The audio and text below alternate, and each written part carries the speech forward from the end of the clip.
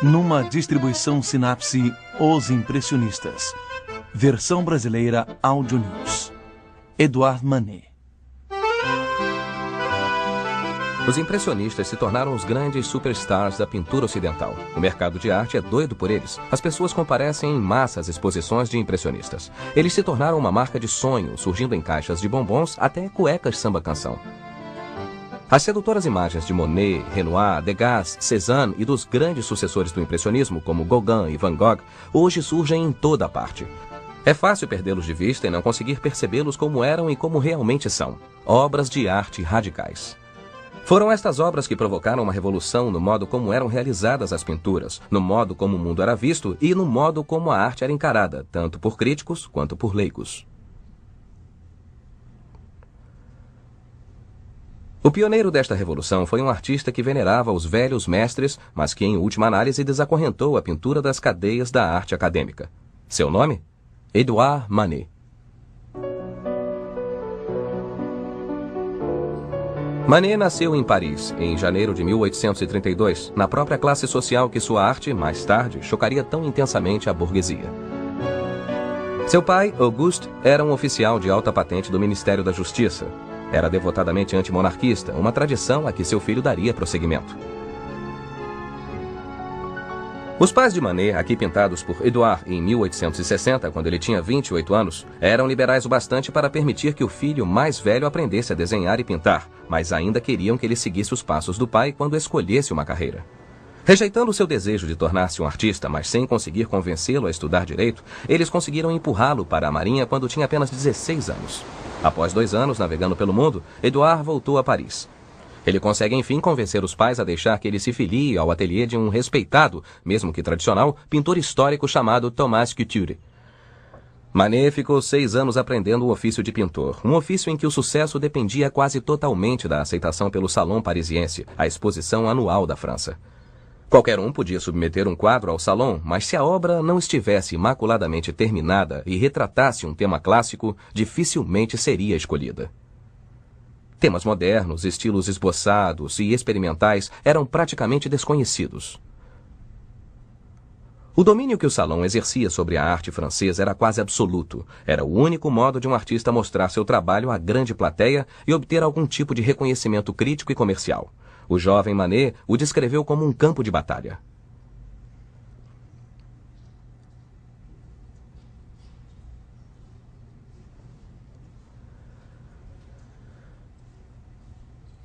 Manet preparou-se para atacar o Salon aprendendo tudo o que podia sobre os velhos mestres, como seu ídolo, o pintor veneziano do século XVI, Tiziano, cuja obra ele vira em Paris e em suas viagens pelos grandes museus da Europa.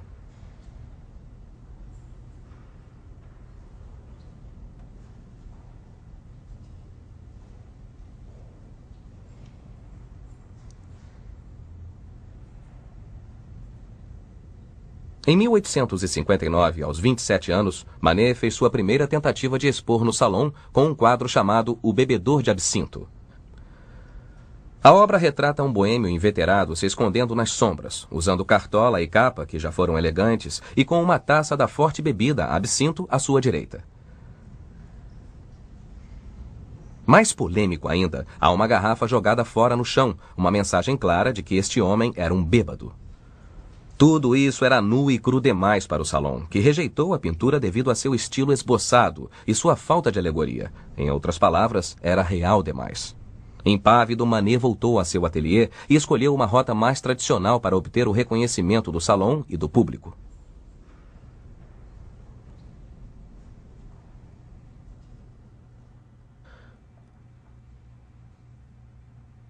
O sucesso no Salon veio a cavalo para Manet. Em 1861, ele submeteu 2 quadros que foram universalmente aclamados por críticos e salonistas. O melhor deles era este, O Cantor Espanhol, pintado 1 ano antes, em 1860. O que os salonistas apreciavam, e nós ainda podemos reverenciar, é o detalhamento. A expressão do homem bastante emaciada e espantada, olhando para a distância. Quando se olha para baixo e se nota que o garrafão de vinho está quase vazio, percebe-se. Este é o motivo. Ele está tocando com a mão esquerda um violão que foi encordoado para um destro.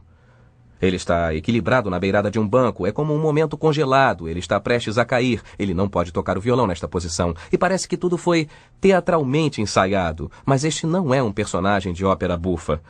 Mas parece um pedinte ou um homem que bebeu demais em um bar. É uma combinação das duas ideias. E Manet não está tentando aprontar uma para o salão, longe disso. Ele quer ser reconhecido por eles, mas, ao mesmo tempo, quer expandir a tradição de realismo e, empregando um tema espanhol, do qual a pintura está cheia, ele ataca o domínio clássico ou italiano do salão. Em meados do século XIX, Paris se destacou como a indiscutível capital da arte e como uma fonte visual para a pintura. Desde o fim da década de 40, o poeta e crítico Charles Baudelaire insistia que os artistas pintassem o heroísmo da vida moderna e o espetáculo da existência urbana, e Manet tomou o desafio a peito.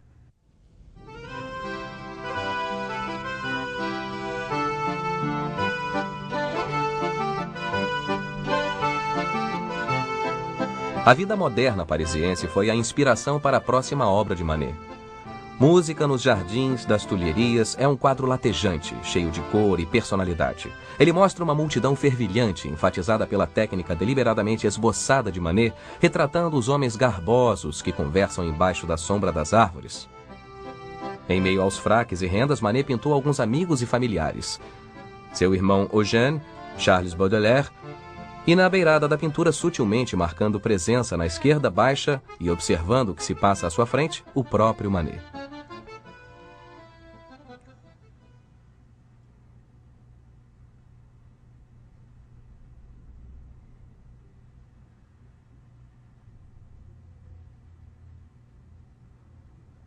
Manet então iniciou um dos quadros mais festejados, ridicularizados e hoje simbólicos da história da arte, Le Déjeuner sur l'herbe. Ainda hoje é uma pintura curiosa de se observar, com a mulher nua sentada como se pousasse para um retrato, ladeada por dois homens vestidos na moda que conversam animadamente e parecem quase lhe ignorar a nudez. O quadro tinha muitos precedentes na história da arte, mas o que chocava tanto no quadro de Manet era ele estar centrado mais nas roupas em si que na falta delas. Os homens usam roupas contemporâneas, em vez de surgir como personagens históricos. Do mesmo modo, as roupas da mulher estão espalhadas no chão em meio aos restos do piquenique, enfatizando o fato dela estar no cardápio e que tudo o que se via era assintosamente moderno e real. A pintura nos dá uma sensação de que tropeçamos em uma cena incomum e, inadvertidamente, nos tornamos voyeurs. E foi esta sensação de violento realismo que chocou o júri do Salão de 1863, que devidamente rejeitou o quadro. Em Paris, era cada vez mais evidente que se fazia necessário uma válvula de escape para toda a arte contemporânea que andava sendo rejeitada pelo Salão. Assim, o imperador da França, Luís Napoleão III, mandou abrir o Salon des Réfugiés. 10.000 pessoas acorreram no dia da estreia e o astro da exposição foi Le Déjeuner sur l'herbe, um sucesso escandaloso igualmente ridicularizado e vilipendiado. Ele passou a simbolizar o crescente distanciamento entre a arte oficial acadêmica e o que logo se tornaria conhecido como arte moderna.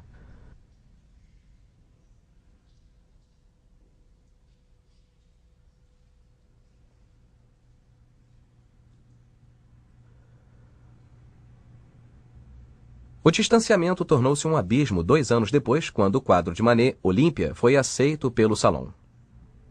Uma vez mais, Manet usava formas históricas honradas pela arte, a imagem de uma mulher como deusa mítica.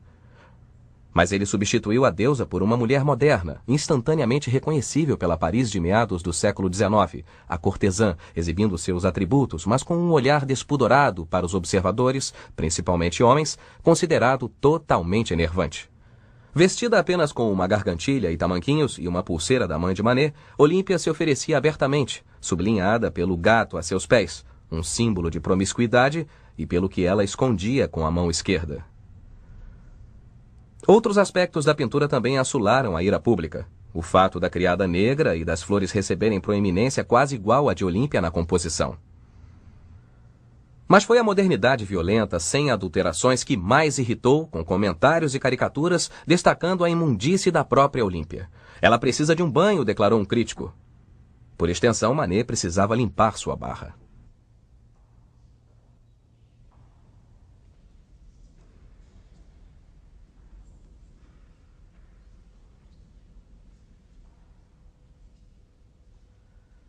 A polêmica continuava a perseguir Manet. Em 1867, Paris, e na verdade a França toda, festejava a Exposição Universal. Mas ao mesmo tempo havia esporádicas explosões de violência, uma delas o atentado contra a vida do czar da Rússia, que visitou Paris em junho. Mas os eventos mais dramáticos ocorreram na colônia ultramarina francesa do México, de onde chegou a notícia de que o arquiduque Maximiliano, designado imperador do México, fora executado. E é este o evento que Manet celebra nesta ampla e épica tela.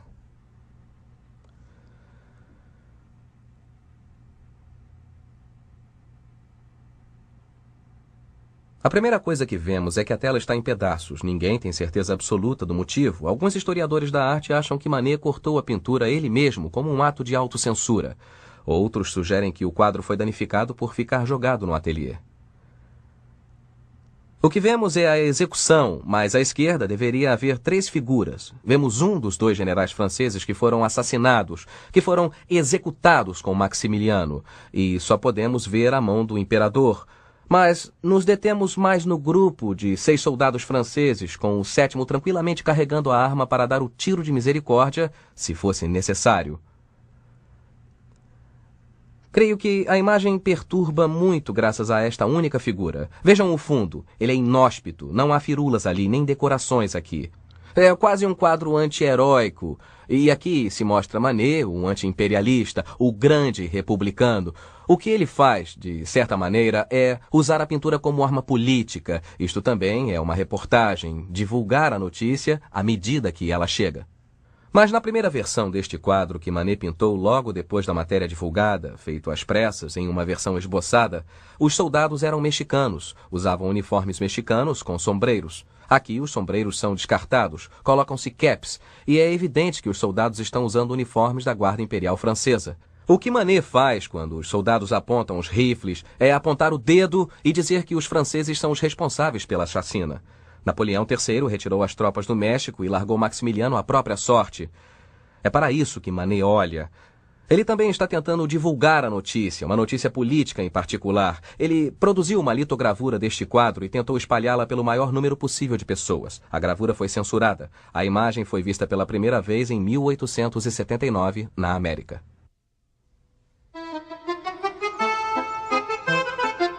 O elemento central da obra de Manet, sua subversão da pintura acadêmica, suas inovadoras pinceladas soltas, seu retratar da vida moderna e suas recentes controvérsias foram os precursores de um estilo de arte desenvolvido por jovens artistas com ideias semelhantes, como Renoir, Monet, Pissarro e Cézanne, para os quais Manet se tornou uma natural figura de proa. Esse grupo de vanguarda se encontrava em bares, cafés e ateliês e gradualmente desenvolvia o estilo de pintura que logo seria conhecido como impressionismo. O imenso encanto pessoal e carisma de Manet atraíram muitos outros admiradores, entre eles o grande escritor Émile Zola.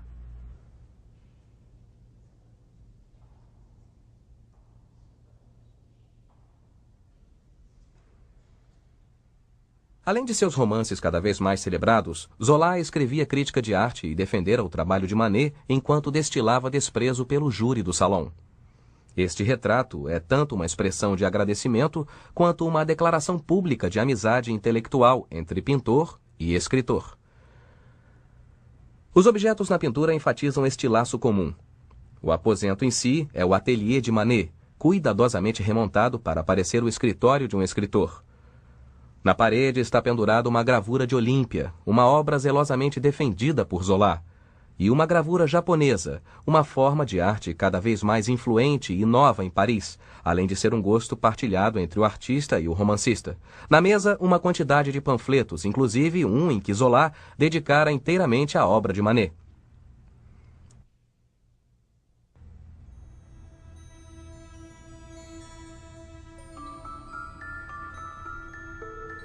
O impressionismo nasceu oficialmente em 1874, em uma exposição organizada em Paris por outro colega de Manet, o jovem Claude Monet.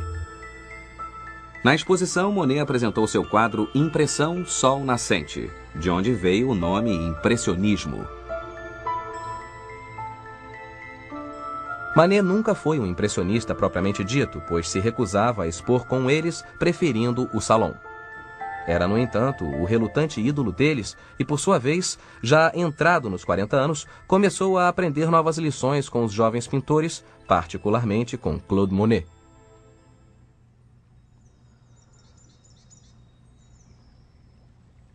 Os dois ficaram amigos íntimos e passaram algum tempo juntos no verão de 1874 na casa de Monet, em Argenteuil, às margens do rio Sena.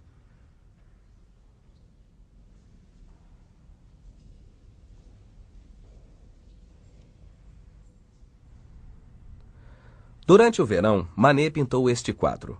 Ele mostra mãe e filho, provavelmente Camille e Jean Monnet, olhando o rio que Manet pintou com pinceladas muito mais soltas, mais vivazes, e, neste particular, ele abraça as técnicas que Monet e Renoir desenvolviam.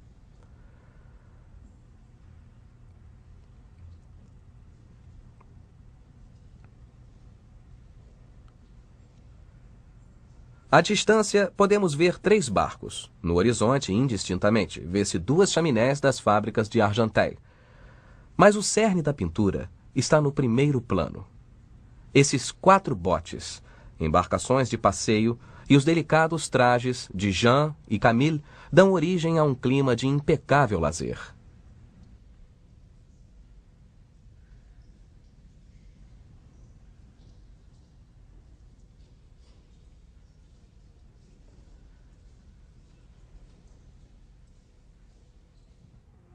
No mesmo verão de 1874 e também em Argenteuil, Manet pintou este quadro, Boating. Ele mostra 2 figuras sentadas languidamente, mas eu acho que a mulher em particular está pouco à vontade no barco. Ela está com um olhar perdido no espaço e mostra uma ponta de enfado. Ele é muito mais direto, ele está quase devolvendo o seu olhar com olhos firmes e dizendo: "Saia do meu espaço, o que está olhando?" O homem é o cunhado dele, mas de certa forma é só um modelo qualquer, um barqueiro com sua mulher. Em essência, Manet está observando tipos sociais.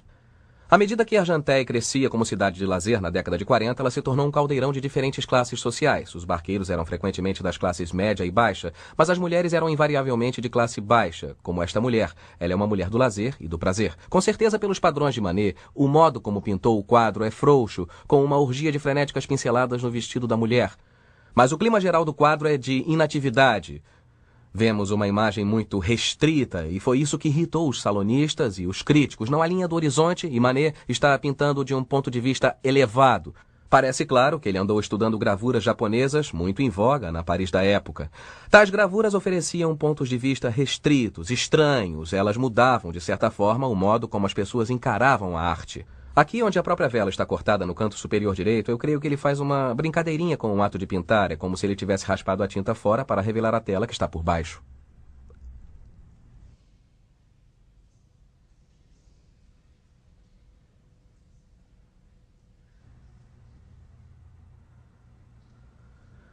Durante algum tempo, os quadros de Manet apresentaram temas mais sentimentais, frequentemente mostrando sua mulher, Suzanne. Ela era uma pianista holandesa que Manet desposou em 1863, após terem um caso que durou 13 anos. Suzanne já tinha um filho de 11 anos, Léon, e Manet era com quase toda certeza o pai, mas por talvez já ter gerado bastante controvérsia com sua arte, Manet sempre declarou que Léon era irmão mais novo de Suzanne. Manet e família passavam muitos verões à beira do mar da Normandia. Aqui Suzanne e o irmão de Manet, Eugène, descansam na areia ao lado de um mar produzido com um punhado de pinceladas longas e simples. A luz se mistura com a espuma delicada em uma imagem que quase parece evocar o som do mar. É um quadro de tons contrastantes, de ofuscantes brancos e negros profundos, íntimo e, na medida da arte de Manet, tranquilo.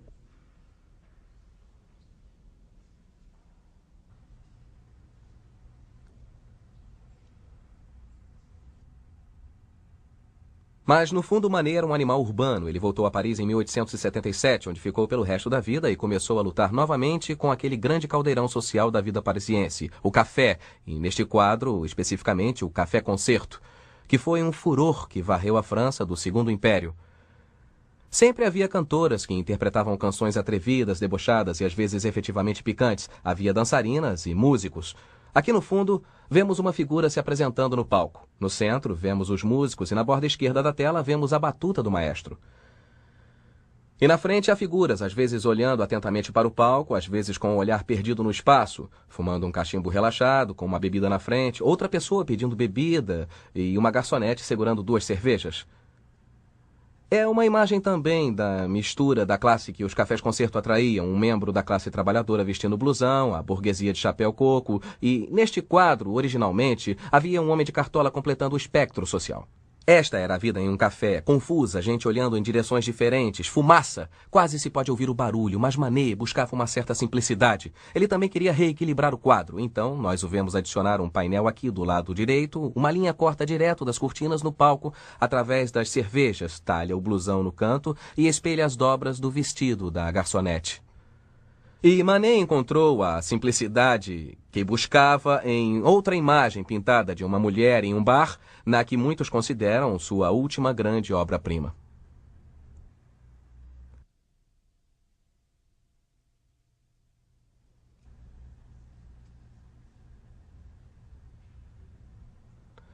Trata-se de um quadro espantoso, ambicioso, ainda mais expressivo, para não dizer comovente, quando recordamos que Manet sofria dos estágios finais de uma sífilis crônica e só conseguia trabalhar sentado. O quadro mostra o bar do Folies Bergère, o imenso teatro parisiense e seu amplo balcão onde todo tipo de espetáculo era encenado, de operetas a números de acrobacia. Pode-se mesmo ver as pernas de uma acrobata vestida de verde no alto do canto superior direito. Há uma pulsante massa de atividade social visível no que parece ser o fundo, mas o foco está na barmaid, cuja expressão desanimada pode bem refletir um aspecto do estado de espírito de Manet. É uma pintura que coloca a você, ou a mim, o observador, firmemente dentro do quadro, como se estivéssemos de pé no bar tentando chamar-lhe a atenção e pedir uma bebida sem nunca conseguir. Então nos damos conta de que é uma imagem totalmente voltada para o ato de olhar e que o fundo é um espelho, e que há uma mulher à esquerda olhando o drama que se desenrola através de binóculos de ópera, observando todos enquanto observamos a ela. E à direita, o misterioso cliente do bar de casaco escuro, onde parece que nós mesmos estamos. De muitas maneiras, é uma imagem que resume perfeitamente o espírito da arte de Manet, a turbulenta vida contemporânea, mas com um detalhe cortante, incomodativo e às vezes subversivo, uma imagem refletida de um mundo que as pessoas sabiam existir, mas que nem sempre queriam reconhecer. Os impressionistas o reconheceram, eles idolatraram Manet, e mesmo que sua recusa em expor com eles causasse certa consternação, ele era constantemente louvado como seu mentor artístico. Manet morreu aos 51 anos, em 30 de abril de 1883, e no enterro, seguindo um caixão carregado, entre outros, por Monet, o pintor Edgar Degas comentou: "Ele é ainda maior do que imaginávamos." Manet era um rebelde relutante com uma causa sutilmente subversiva, aprender com os velhos mestres como derrubar a pintura de salão do seu pedestal acadêmico e lançá-la em um mundo mais real. Repetidas vezes ele forçou os limites da moralidade pública e tornou-se um proeminente pintor da vida moderna. A controvérsia provocada por Le Déjeuner sur l'herbe e Olímpia estabeleceu um padrão no modo como a arte de vanguarda ou de última geração era produzida e recebida até os dias de hoje. Hoje, é claro que Manet foi um dos grandes pintores europeus do século XIX e, como padrinho do impressionismo, o primeiro artista moderno.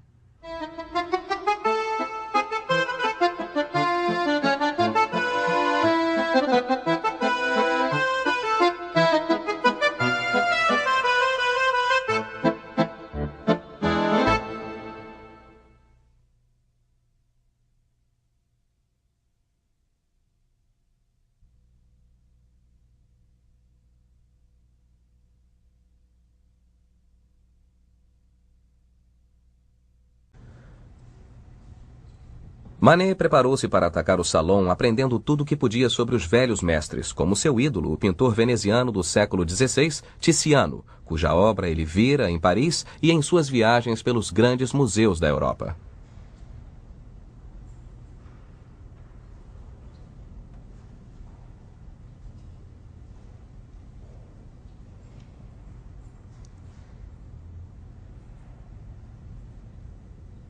Em 1859, aos 27 anos, Manet fez sua primeira tentativa de expor no salão com um quadro chamado O Bebedor de Absinto.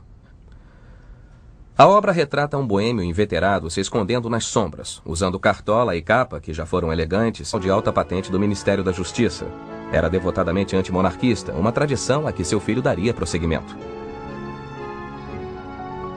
Os pais de Manet, aqui pintados por Édouard em 1860, quando ele tinha 28 anos, eram liberais o bastante para permitir que o filho mais velho aprendesse a desenhar e pintar, mas ainda queriam que ele seguisse os passos do pai quando escolhesse uma carreira.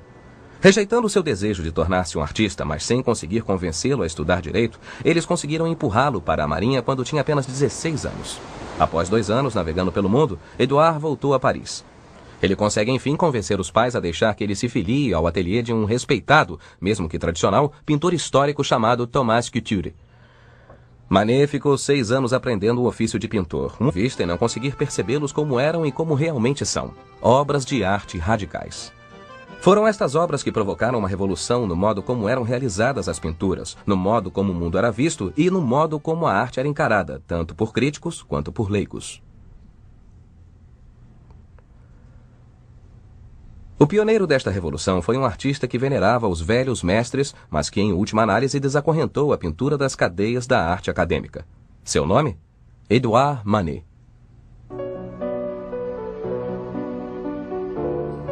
Manet nasceu em Paris, em janeiro de 1832, na própria classe social que sua arte, mais tarde, chocaria tão intensamente a burguesia. Seu pai, Auguste, era um oficial, um ofício em que o sucesso dependia quase totalmente da aceitação pelo Salon Parisiense, a exposição anual da França.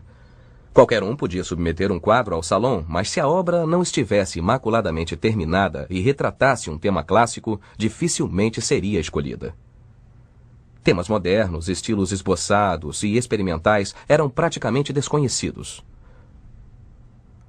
O domínio que o Salão exercia sobre a arte francesa era quase absoluto. Era o único modo de um artista mostrar seu trabalho à grande plateia e obter algum tipo de reconhecimento crítico e comercial. O jovem Manet o descreveu como um campo de batalha.